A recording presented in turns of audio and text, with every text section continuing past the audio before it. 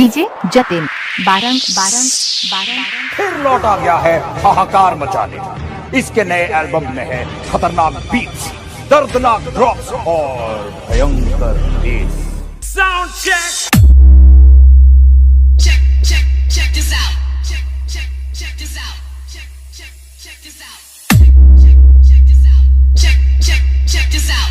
Check this out. Check this out. Check this out. Check this out. Check this out. Check this out. Check this out. Check this out.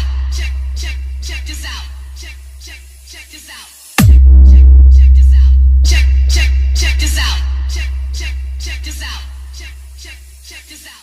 Let the bass kick.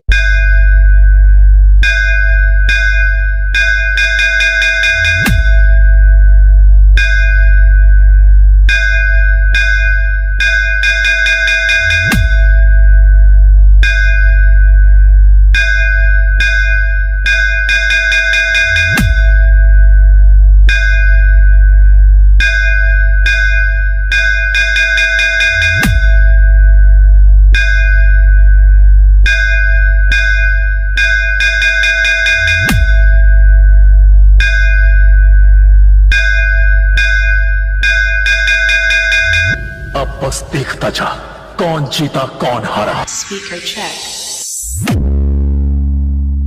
DJ Jatin Barang Barang Barang Barang Let the bass kick.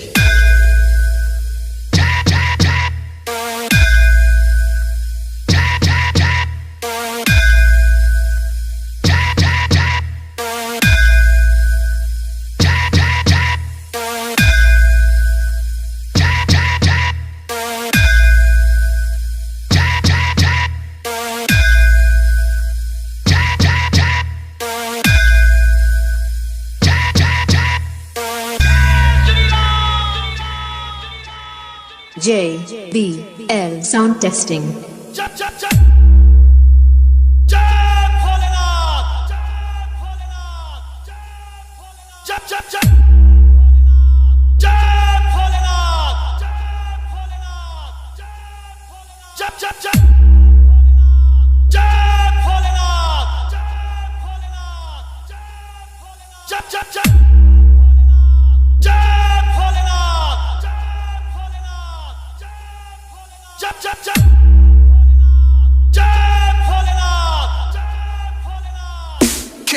Kick, bass, bass, bass.